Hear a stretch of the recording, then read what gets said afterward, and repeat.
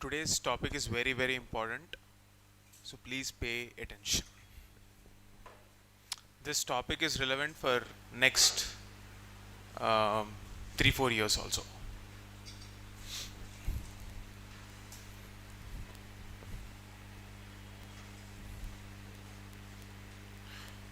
Okay, all right. Good morning, everyone. This article is taken from the Hindu, and this is about oil prices, why oil prices are falling down, what is its impact on India. The overall theme that we'll be talking about here is energy security. What do you mean by energy security?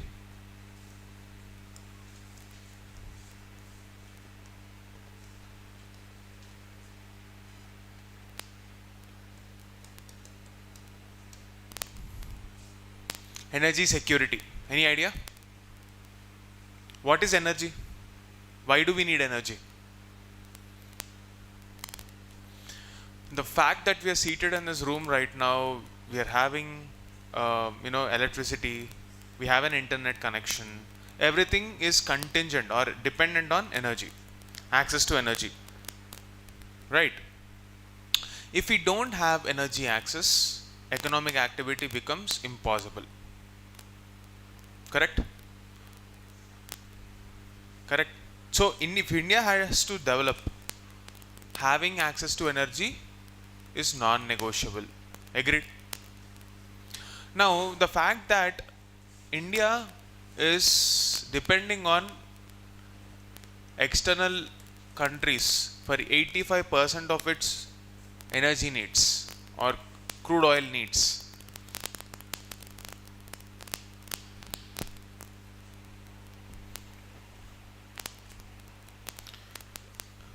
Okay, 85% of its needs is a cause of concern. Now, if we were to talk about what is happening in the countries across the world, who are the major oil suppliers, why is the energy demand stagnating, all the facts that are discussed in today's article. Before we get into the details of that, let's try to understand the context of the discussion here. I told you a fact. We are depending on external countries, like say for example Gulf countries, for our oil imports. Something happens there. Okay, if something happens there, our oil prices see fluctuations. Right now something is happening which is leading to price drop. You will see that prices are dropping. Is this good or bad for India? Good or bad? If oil prices are coming down, is it good or bad? But there is a cause of concern. It's good in the short term. It's good in the short term, but in the long term, it's a cause of concern.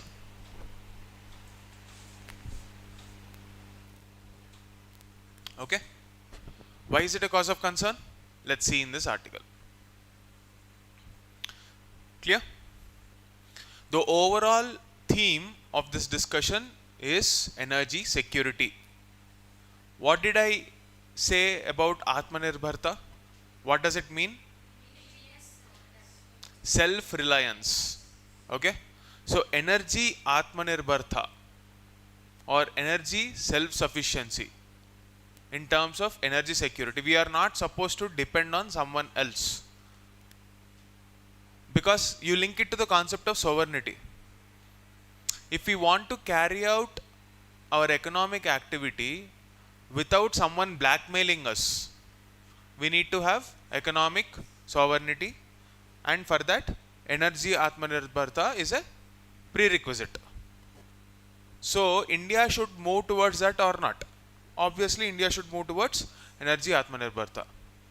That is the strategic goal that we should try to achieve. By doing that, we are also achieving one more important target. We are reducing pollution, we are reducing greenhouse gas emissions, and we are moving towards a goal called net zero. What do you mean by net zero?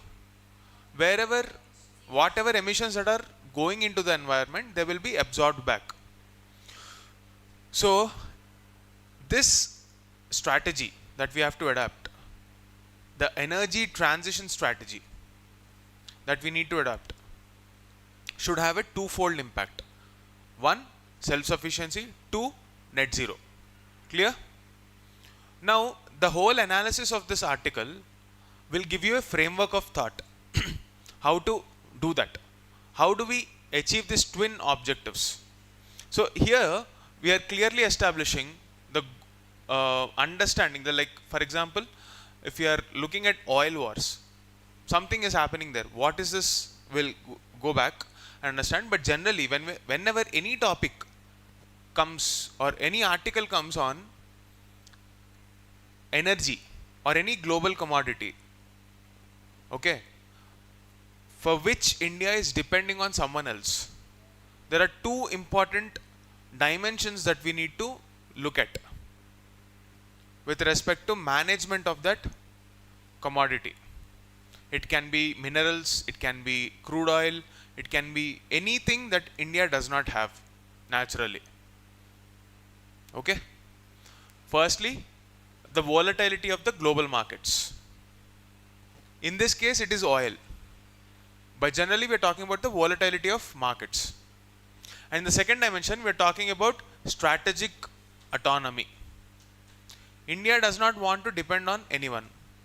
And there are two facts. First fact is, if India does not have that natural resource because of its geography, it should depend on someone.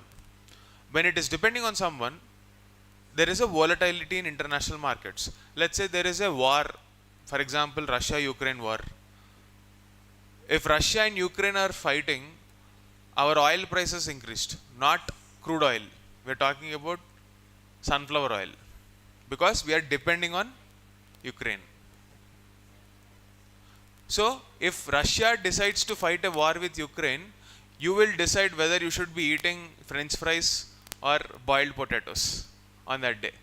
Just giving you an analogy. Should it be like that? See, if you want to eat healthy, that should be out of your choice, not because of compulsion. That is the strategic autonomy we need. In the case, if you say you develop and deploy the same logic in oil market or energy market, the two facts will not change. Volatility should be addressed. We should have strategic autonomy. And here we mean energy Atmanirbharta. Clear, everyone? This is the funda. This is not just for oil, but for any global commodity which India does not have. Supply-demand equation. We want supply which is stable, where our economic sovereignty is not targeted, and we don't want global volatility. Both of these things do not coexist. Right? Supply and demand, if everything is matching as per your needs, then we don't need markets. Right? That is why we have to carry out this analysis. This analysis should be from economic survey, government documents, government reports, prime minister speeches, not anything and everything that you want to write. GS3, it is getting very difficult to score because students are unable to use the right keywords, right structure that is presented in the government documents. Now, let's move forward. Of course, you can, the entire analysis of this lecture is dependent on the articles that I post on my Telegram channel here. You can search for Hindu highlights on Telegram. This is the address. You will find all the relevant articles that I'm posting, and it's a curated form of all those articles from many years. Now, what do you mean by energy security? There are 4 dimensions. So this can be a question. You should actually use these keywords. 4 dimensions of energy security: availability, affordability, accessibility, sustainability. Let's look at each of those dimensions now. Availability. What do you mean by availability? There should be a consistent supply. Let's say you depend on any material where they promise you will consistently get it. Let's say current affairs material. You will consistently get it day in and day out till the end of your preparation. Then you can rely on that resource. It's a matter of availability. Affordability. Self-explanatory. You have to say energy resources, why should they be affordable? Obviously, they should be affordable. If they are beyond your reach, you will not buy it. Accessibility. What is the difference between availability and accessibility? Availability and accessibility. Are they one and the same? Two different words? What does it mean? Let's say, for example, you are staying here in Ashok Nagar.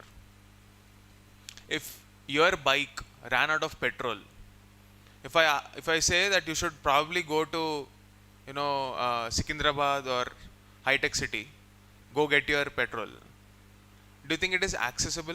Can you walk 20-30 kilometers to get? It should be in your vicinity, in your surroundings. That is accessibility. Availability means you have a petrol pump, but there is no petrol in that petrol pump. Availability, accessibility. And sustainability. What does it mean? See, you keep on using the resource. Can I buy a car and expect petrol to be available 10 years later? I would want petrol to be available for a very long time. Only then I will buy a petrol car. Right? That is the reason why sustainability is important. Sustainability of resource and sustainability of environment. Both the angles. That resource should be available for a very long time, and usage of that resource should not destroy the environment. Fair enough? Now, is the second thing happening? Usage of petrol not destroying the environment. Is it happening? No. So we should move away from this. That movement away from this traditional fuel is called energy transition.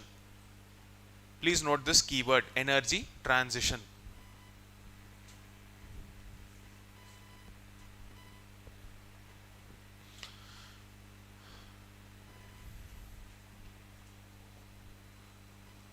Now let's come to the present situation. Okay, there are many players in the oil markets. It can be Saudi, it can be US, China, both from supply and demand side, who are fluctuating. See, a market will have both suppliers and those who demand it. If one of the side is disturbed, entire market will be disturbed. You have supply, but there is no demand. Prices will fall. You have demand, but there is no supply. Prices will rise. So, logically, when I am saying that prices are falling down, is it like demand is falling? Yes. Demand for oil is reducing. Who is saying this? I am not saying this. IEA, International Energy Agency, which will conduct the market research, carry out forecasts of how the oil demand is growing or reducing, or what is the trend. As per IEA, demand is not rising as expected. Usually, oil demand rises roughly by 2.3 to 4%. Historically, if you take the data of last 20 years, that is how it was. Even probably exact numbers need not be remembered. But let's say, for example, the article says it was somewhere around 2.3% in 2023. But ever since e-vehicles started increasing, especially in China and Europe, the demand for oil has been reducing. And as per the current estimates of IEA, oil is only growing at 0.7%. So there is a huge fall in demand. So obviously what will the countries which are like a cartel, you know what is a cartel? A group of companies, like a syndicate. You've watched this movie Pushpa, right? Syndicate. They control the demand, the supply. They decide how much oil should be produced on a daily basis, and that cartel's name is OPEC. Okay, OPEC. So here is homework for today. Go to Wikipedia, read about OPEC and OPEC plus. What is this plus? Which country is responsible for this plus? How much oil do these countries control? What is the largest country? These are facts that you need to by heart for your. There is nothing to explain here. Take this as a homework. What is the country with largest amount of oil reserves? What is the difference between having reserves and production? Just because you have doesn't mean you have to dig the well and pull oil out of it. Largest reserves are actually available even in Antarctica. But can we go there and dig it? No, they're beneath some thick layers of ice. If you do something about it, you are most likely inviting death, because sea level rise will happen. That is why Antarctica is called part of global commons, meaning it does not belong to any one country. So nobody should touch it. When I say it does not belong to any country, it doesn't mean it belongs to every country. And it doesn't mean that anybody and everybody can, take a ship and start drilling and take out oil. Nobody should disturb it because of its importance for Earth. The entire ecosystem, the system's balance depends on, taking decisions like this, especially with respect to global commons. If something happens in outer space, it's a part of global commons. Clear? Everybody? Now, what is happening across the world? Because the demand is falling for various reasons. One, climate change. Countries are moving away from fossil fuels because they want to conserve, and because of this, EVs, energy transition plans, cleaner fuels, all this are dominating the traditional fossil fuels, especially in developed countries like European Union, and even China is aggressively promoting renewable.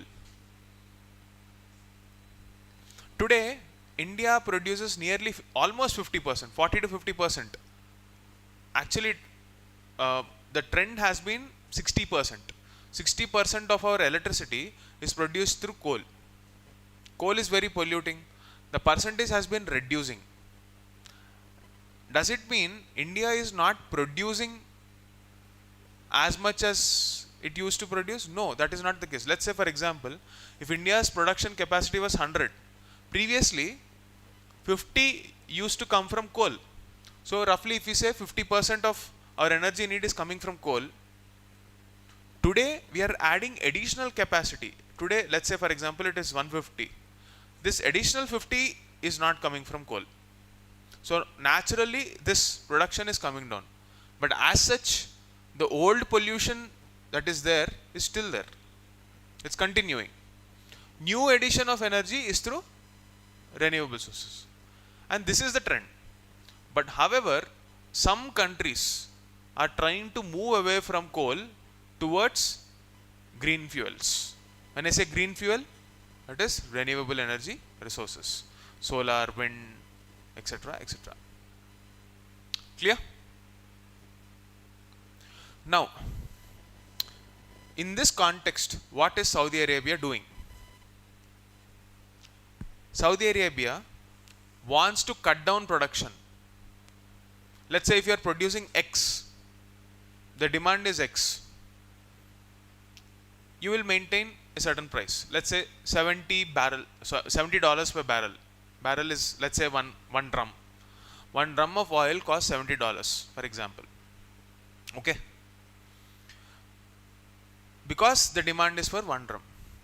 Now, if I produce less, because the demand is falling, I can maintain the price. But having said that, even if one country is reducing the production, another country is not agreeing because of the need for more money.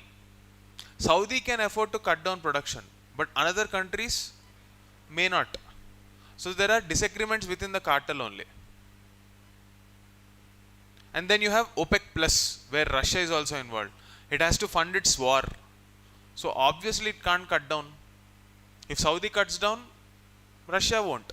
So this is leading to a price crash. And this is the oil war that we are talking about. Clear?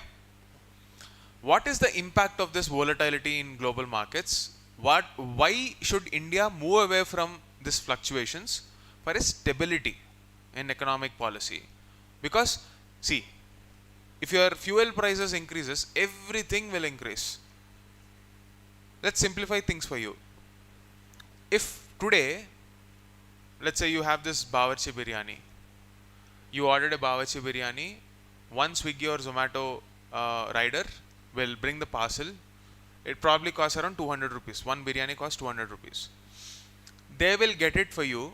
The cost of petrol for bringing that for 1 kilometer or 2 kilometer is some X.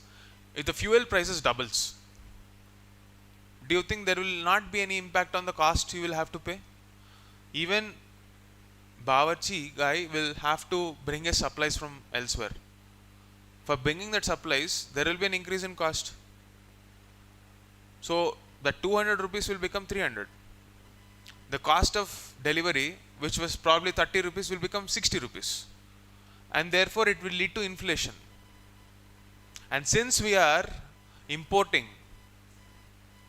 we are not exporting as much, we are importing more, it will lead to deficit, a gap between our imports and exports, which leads to a concept called current account deficit, which we will see in your economics. This current account deficit is not good for India because it will increase the amount we have to pay for $1, which is a global currency. Value of rupee will fall down. All of this will have a cascading effect. Clear? So we need to move away from this volatility. Clear? Energy Atmanirbharta. Okay. So these are some of the facts. 85% dependency, we have already discussed this. What is the target of OPEC? They want to keep the price above $80 per barrel. But it's not happening. There is no consensus. And what is the projected demand by IEA? 0.7%. So these are some of the facts that are picked from the article, which you can quote in your answers. So the reason why people don't get marks in GS3 is because can you ask him to get some water?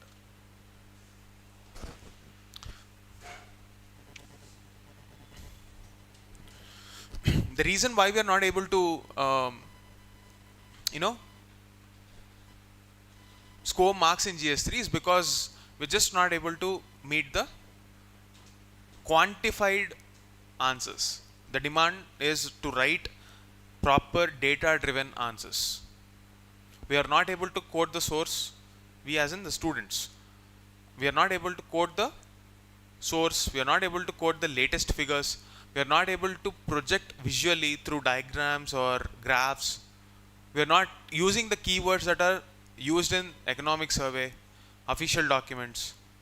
We are writing the concept. Logically, your answer is right. But factually and jargon wise, jargon as in the vocabulary that you need to use, that is not fulfilled. That is the reason GS3 scores are coming down. So whatever points that I am highlighting here are still relevant for your long term also. Every single keyword that we are discussing in class is how you are supposed to write your answers in final exam. This is only for exam. This is not for general gyan. Okay? Now, what are the economic impacts of oil volatility? We have discussed. It will lead to higher crude prices. Understood? It will lead to direct impact on import bill. Current account deficit will rise. Transport cost will increase. Food price inflation. Rupee depreciation. All these points we have discussed. Clear? All the points. You should not miss any point. Economic impact, when you are talking about, you should always discuss current account deficit, transport, logistics cost. See, logistics sector, when we are dealing with logistics sector, that in itself is a separate topic. So, what is the cost of logistics sector? Thank you. What is the cost incurred by the logistics sector as a part of our GDP? Roughly it is 13 to 14% of our GDP. It's more than, double that of the developed economies. Why should we spend so much on our logistics? Logistics means the cost incurred by bringing one product from one place to another. We have to reduce that. Obviously, when fuel prices increase, logistics cost also increase. And then food price inflation. So here you should know core inflation definition.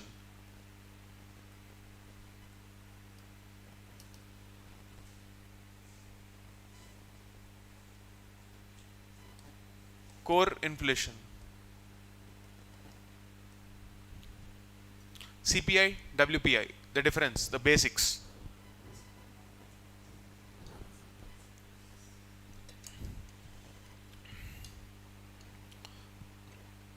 Okay, so these are the points that you need to definitely cover as a part of your answers. Rupee depreciation, current account deficit, logistics sector, inflation. These are the metric driven answers. When I say economic impacts, don't write generic words, write jargon with exact facts and figures. Now if you take a look at this article, I've highlighted this article, some points that I've picked. Take a look at this. A US study last year predicted that in 2025, nearly a quarter of global crude consumption growth would come from India. Every country in the world is trying to move away from fossil fuels, and because India is the largest market for just about everything because of the sheer population we have. I actually saw a very beautiful presentation in one of the podcasts. That person was trying to explain how India and its consumption market in comparison with another world. He compared the entire consumption market of India with different countries. The top 1%, the top 20%, then you have the middle chunk, and then the bottom. So this percentage of the population, roughly around 900 million, which is roughly to the entire African continent put together. This is at the bottom. Then you have Brazil, where roughly 400 million population is there. Then you have population like UK, which are neither rich nor poor. And then you have the top 1% like Saudi or Bahrain, where they're extremely wealthy. India put together has all these people. India has Bahrain, UK, Brazil and Africa, entire Africa put together. I found this to be the most beautiful explanation. I'm actually blatantly copying that person's infographic and his way of explanation because it's so beautifully captured. Entire market economy is explained. So India is the only country, according to him, where Africa is trying to enter into Brazil category. Brazil category is trying to enter into UK, UK into Bahrain. There is upward mobility. We are all trying to grow rich and rich, for which energy is a prerequisite. In such a market, if something goes wrong, all their dreams will collapse. That is why energy Atmanirbharta is so important. Okay, so take a look at this statistic here. If almost quarter of global crude consumption is coming from India, you can imagine how big a market India is. Entire globe, 25% growth is coming from India. And the fact that 85% of our energy needs are met through imports shows how vulnerable India is. Something goes wrong, entire economy goes for a toss. All your plans will go for a toss. That's why it is important to have energy Atmanirbharta. Okay? So right now in the short term it's very good, because the same study says that if $1 decrease is there, it will save 1.5 billion for us.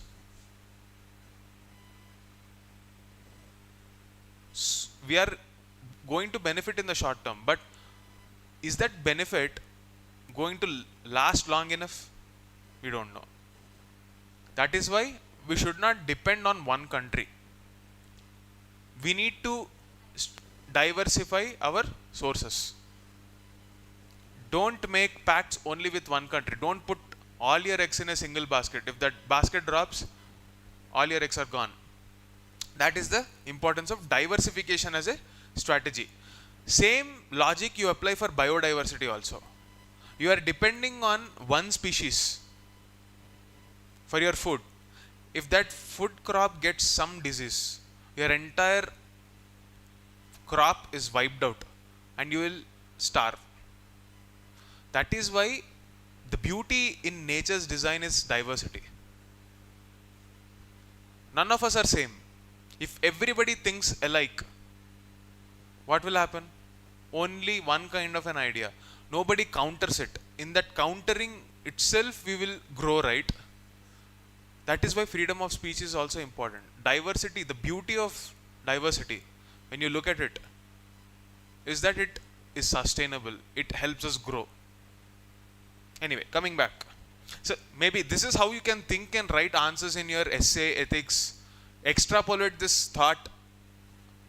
Clear? What is China doing? Can we learn something from China? We have already discussed it. China is adopting EV. Even your BYD cars. Do you know what is BYD? Build your dreams. It's the biggest EV competitor for Tesla. You know Tesla, right? Elon Musk, the e-vehicle manufacturer, battery cars. He started way back in 2008 when nobody else was doing it. Today, BYD is overtaking Tesla in many markets. Even in India's markets, you will see this BYD. Just see. From now on, observe. As a matter of fact, you have our Mahindra and Mahindra, right? Latest vehicles are coming out. Even their vehicles are dependent on the batteries which are manufactured by the same company which supplies batteries for BYD. The design of that batteries is by the same company, both for Mahindra and BYD. Okay, so India is moving towards EV adoption slowly, but the problem is we don't have charging stations. If you want to go from here to, let's say, Chennai, or you want to go to Mumbai, it's difficult today because you will have to check where those charging stations are. You will have to stop midway and charge for 45 minutes. Do you have that much amount of time? Maybe not. Someone who is running out of petrol can just take a pit stop for like 5 minutes, fill and move. That's not possible for EV as of today. So it is only good for intra-city travel. It is not as reliable as petrol, but we are moving towards it slowly. That is something that you can learn from China. Renewable push. Both India and China are doing it. We are increasing solar, wind, etc., etc. Then we have strategic reserves. See, this is another prelims question. You can get this. There is a criteria by International Energy Agency. Strategic reserves are like a backup. If something happens, you need to pull that oil out, use it. So there are many locations where we will store our oil underground. There is a separate company that deals with this. I want you to know what is the criteria. I'm just giving some clues here and there so that you go and search and create a structure for that thought. What is the purpose of this strategic petroleum reserves? I told you, it's like a backup. If some global shock happens, let's say COVID comes and you don't have fuel, what will happen? Problem. So it's like a backup. How much? IEA says if you have a backup of 90 days, it will have certain impact. What is that impact? I want you to go and research. There is a company called Indian Strategic Petroleum Reserves Limited. There are some locations where this petroleum reserves are stored. Vizag, Mangalore, Padur. Where are these locations? How much capacity? Okay. Take a look at this whole concept. Now, since economic activity in China is reducing, they have also brought their consumption down. So they are able to manage their consumption with their domestic resources and EV adoption. That is something that even India can learn from. So here is where we have to understand India's Atmanirbharta strategy. This is not there in the article. This is an extrapolation of that article. It is not important to know just one article. You need to attach that analysis to India's needs. As a bureaucrat, this is what you should be doing. What is India's energy Atmanirbharta strategy? Firstly, net zero by 2070. It's the long-term climate goal. You will be learning about this in the environmental classes. Okay? In short, is environment done for you by the way? Environment? Not done? When did your batches start? Okay. I'll tell you what this net zero means. I already told you. Whatever emissions, let's say a car emits X units of CO2. Okay? There should be another activity in the economy in such a way, let's say there is another activity in the economy which will absorb this same X units of CO2 and the net will be zero. This is the meaning of net zero. Is also called carbon neutral economy. Carbon neutral. Net zero or carbon neutral. Carbon negative. What does it mean? You're absorbing more. Are we a carbon negative economy or a carbon positive economy? Very much. So for this, you will have to go and understand something called Panchamrit strategy.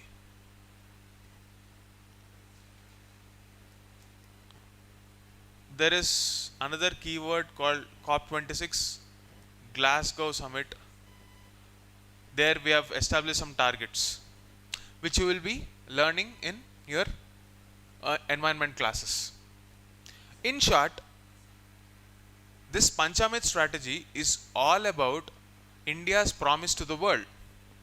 What will we do to protect our environment? This is what we will do. We will try to achieve net zero by 2070. We will try to use non-fossil fuels. There is a definite target. How much? 500 gigawatt. By what year? 2030. We will try to blend ethanol. Let's say if your 100 liters of petrol is used today, in that we will only use 80 liters of petrol and club it with 20 liters of ethanol. Because both of them have similar properties, but ethanol has the ability to reduce pollution. That is the ethanol blending. You have target by 2025, 2026. That is why if anyone sees new vehicles, they will see this sticker called E20. Green color sticker. It means that vehicle has the ability to take this blended ethanol. Old vehicles may not have, new vehicles will have. And India's strategic petroleum resource, I gave you this as a homework, go and look at it. So coal continues to be the predominant part of India's energy mix, 53.2, like we have discussed. Another homework, go to Ministry of Power, and there is a page called Energy Mix of India, energy production at a glance or something. You go to that website and see the statistics, you will get the latest infographics. Every quarter they will be updating. Okay, whenever you are writing the exam, that previous quarter data will be uploaded there. That data you should use. Don't by heart any random data. What are other strategies that India is adopting? This is taken from the PIB economic survey, which is not there in this article, but it is needed. Mission life. See, since you did not have environment classes, you might not be understanding the key words here, but note them down. When those classes happen, you will understand the context of why they are coming, at least. Mission life is about changing our lifestyle. Let's say you walk into the room, you switch on your AC and walk out, you forget. That AC will be going on, running, right? The fans are on. I'm pretty sure that your parents must have scolded you at least once.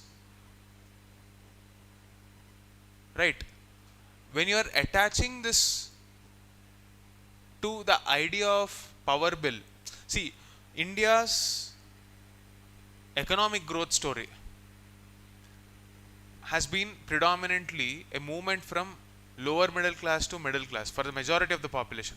Right now, a majority of the population may be in middle class, but statistics say otherwise. Like, we still have 900 million people living below $1,000 a year, which is like still poor, not rich enough.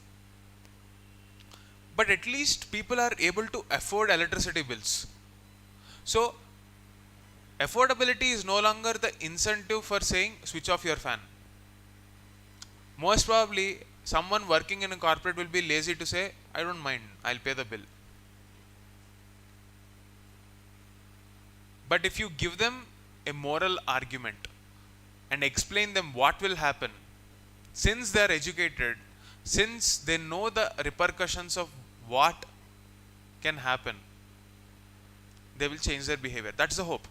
But till now, many empirical studies show that it is the rural, uneducated people who are more open to change when explained than the urban, educated folks, because education gives arrogance to a lot of people. I'm not generalizing, I'm not stereotyping, but you see, it is very difficult to convince the urban crowd to change their behavior. You want, let's say, for example, one milk packet. What did you used to do in your childhood? Step down, walk out, go to the nearest Kirana store, pay 20 rupees or 30 rupees or whatever is the price, get it. What will you do now? Open Zepto, Blinkit, whatever apps you have. Minimum order is 100. You need 20 rupees milk packet, you will order 100 rupees and 80 rupees is chips, biscuits, something that you don't even need. Dual impact. Actually 3 impacts. 1, for environment. You are adding pollution. 2, economy. You are spending unnecessarily. 3, health. You are eating junk. Change in lifestyle. This is mission life. Okay? Circular economy. Circular economy means not the number of circles that you see in your bank account after spending in Zepto. It is recycling, resource efficiency.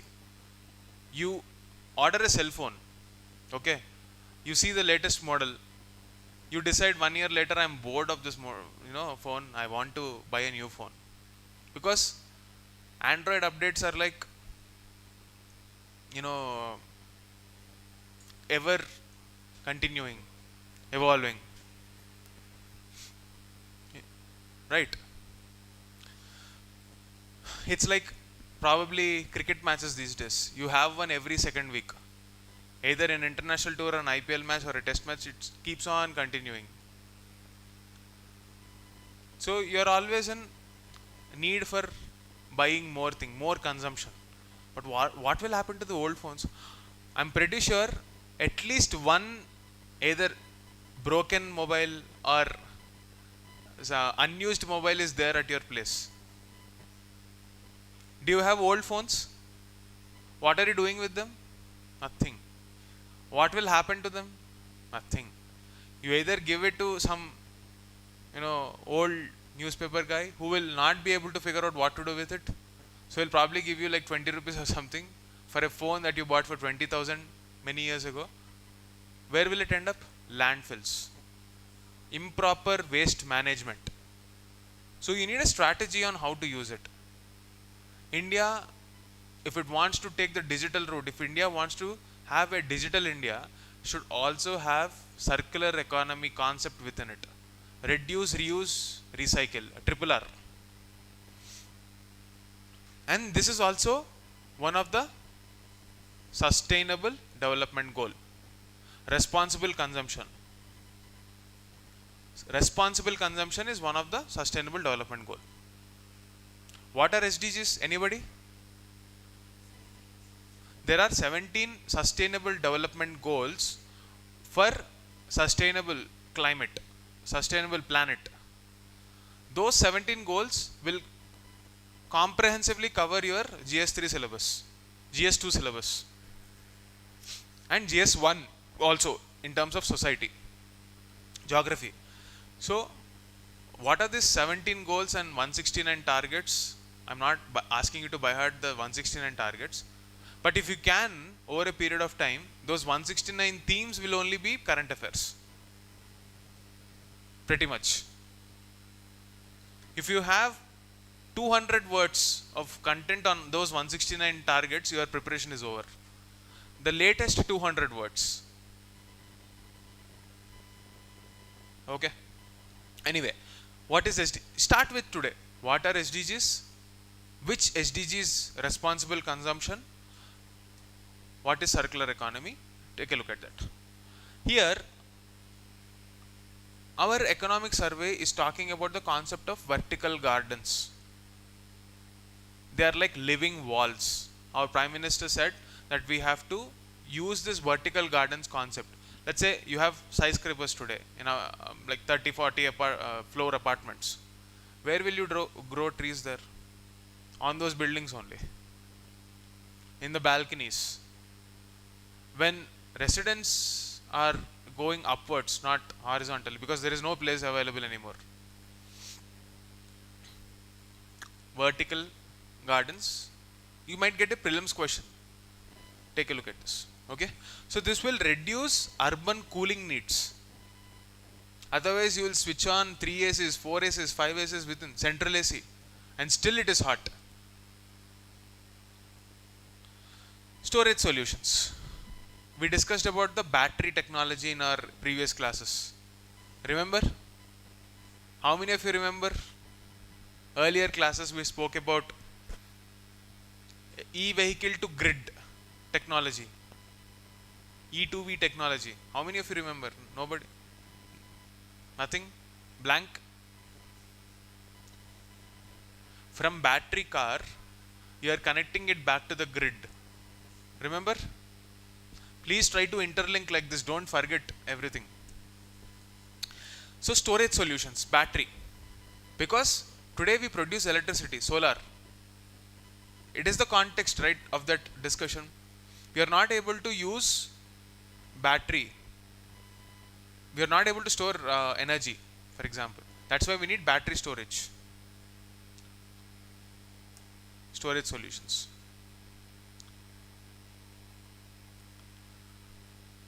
Look at these keywords directly extracted from Prime Minister's speech and economic survey. Economic survey says that our approach should be multifaceted, tailored to the regional specificities. Exact words should be used.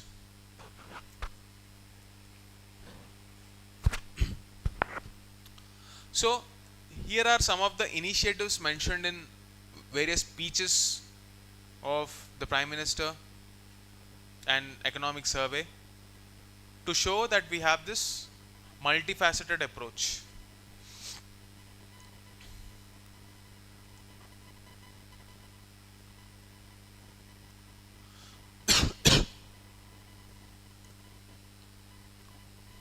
Okay, now how do we build climate resilience? Because ultimately our energy and everything in this world is linked to our ability to live in harmony with climate, not against it. You can't live against nature. You need to have climate resilience. Correct? So to be resilient, we need some things. What are those things? Infrastructure, policies, finance, and R&D. These are the metrics on which you have to answer how we build resilience. We need infrastructure which is climate proof. Keywords: our infrastructure should lead to a climate proof development. Meaning, let's say, for example, take Japan. They have earthquakes consistently. So they have earthquake resistant wooden structures which will reduce the impact of those earthquakes. That is nature proofed development. In this case of climate proof development, we have to find out nature based solutions. In summers, if our heat is we are not able to manage heat, we have to go for nature friendly design, architecture. There are many buildings in such a way that you can reduce heat getting trapped. So to do something like that, we have energy conservation building codes. That is what we discussed. Policy innovations. For example, there is this scheme called FAME. This scheme gave incentives, meaning they gave a subsidy. If you want to buy an electric car, you think it's very costly when compared to petrol. Government initially gave some subsidy. Okay, we will bear the burden so that you can buy. Similarly, there is something called PLI scheme, production linked incentive. To encourage manufacture, see, supply and demand both should be maintained, right? To encourage demand side, we gave FAME. To encourage supply side, we give PLI. This is policy innovation. Climate finance. Of course, to carry out all these activities and change the way we are functioning, we need money. So that is the third dimension, green finance, etc. Couple of years ago, you have had a question in prelims called greenwashing. Meaning, whatever activities that the companies are doing, it is not actually really helpful for environment. But they are projecting and marketing it as such so that they get good image. That is greenwashing. Okay.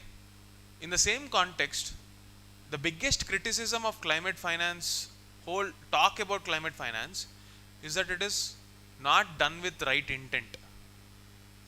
Even today, we are just greenwashing people, saying that this is climate finance. For example, way back in 2009, the developed countries promised $100 billion for LDCs, or least developed countries, for managing their pollution, impacts of pollution. They don't have pollution. Let's say US released some smoke that traveled into the atmosphere and settled in a LDC. I'm just giving an oversimplified scenario. It doesn't work like that. It's a complex system, but just saying.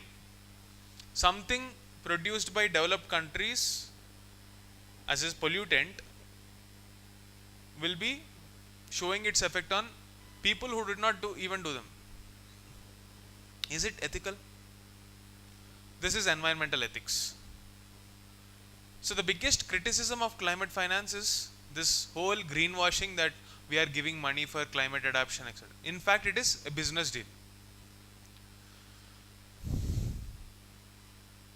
That is this third problem, the third dimension, which you will get a lot of articles on. Finally, R&D, innovation. We have spoken about the 5D approach in our previous classes on how to deal with R&D. That part will be covered here, S&T. So, GS3 economy, GS3 science, GS2 policy, GS3 infrastructure, multi-dimensional answer. What is in economic transition path? This is the concept of LTLEDS. Please note this down. Long-term low emission developmental strategy.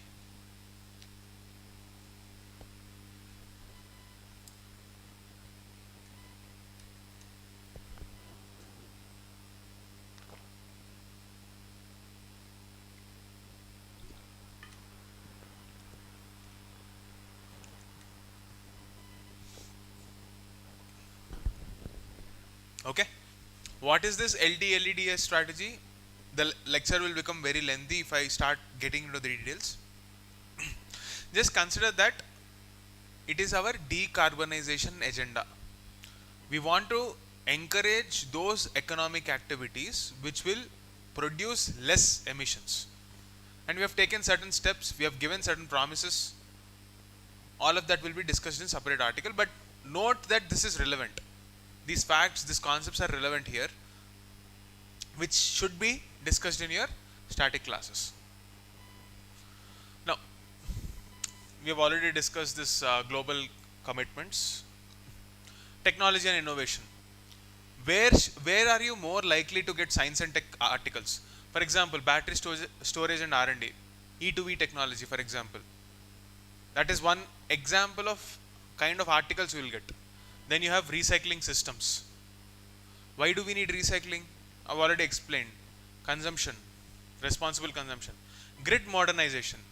In the same article where we mentioned about how we can take power from e-vehicle battery and connect it back to the grid. What is the challenge? Our present system is not designed for that. So we need to carry out grid modernization. This topic is linked to this topic. Clear?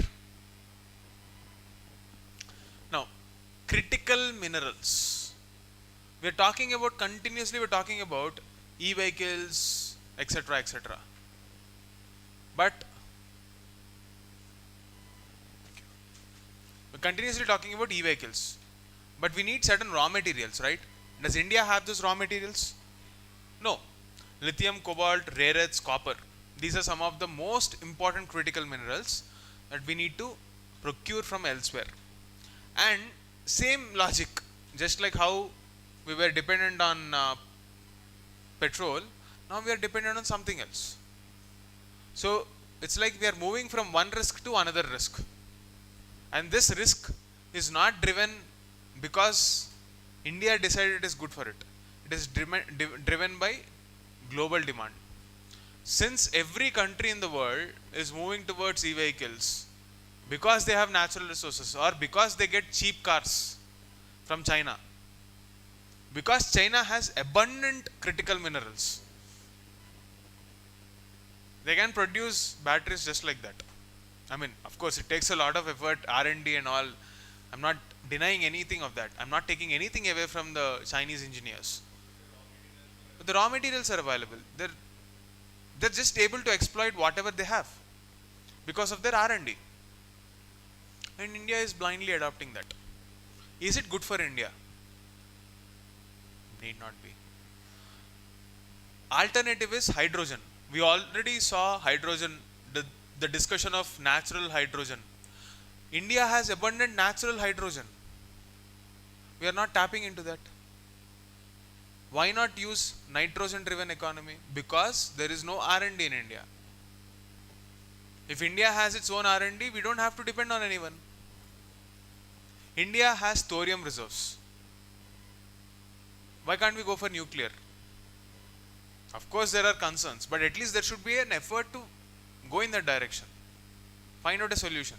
No R&D or not enough R&D. Clear? Because private players do not find an incentive, unlike in China where private players are a part of this R&D. So recently India is trying to allow more players in nuclear sector also. News came out yesterday only. When the news develops, we will read more about it. See, there are supply risks, and India's strategy, for example, lithium triangle in South America. What is lithium triangle? I want you to find out.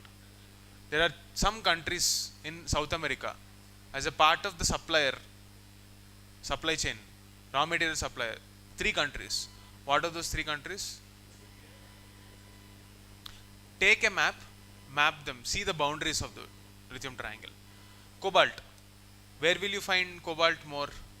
What is India's strategy? It is easy to recycle cobalt. It is not easy to recycle lithium. Rare earths. We have to see if we have them. What are rare earths? The name itself indicates that they are very rare, so they might not be found in heavy concentrations, but even small concentrations are good for our economy. Finally, copper. We need to maintain our reserves more. Instead of just exporting raw materials, we need to develop supply chains for utilization of copper.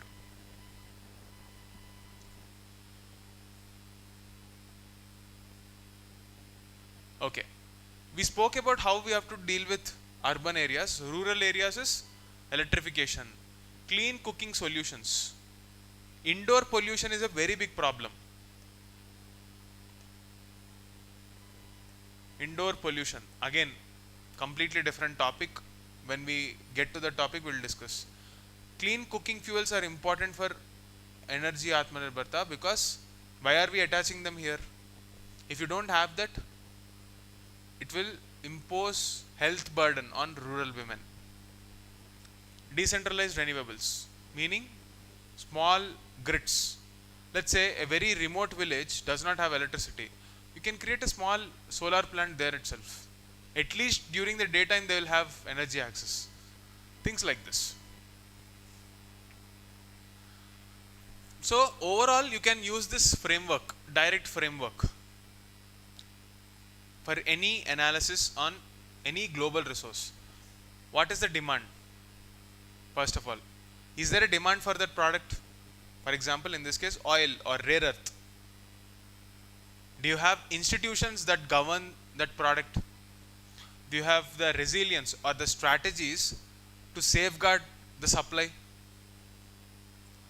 Do you have a complete understanding of the economics and the sustainability of economic impacts?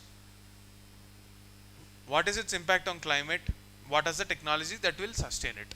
This is the metric, direct framework, metric for energy issues. Clear?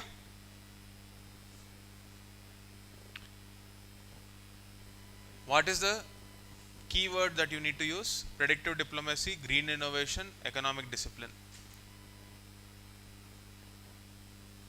This is how you are supposed to deal with energy Atmanirbharta.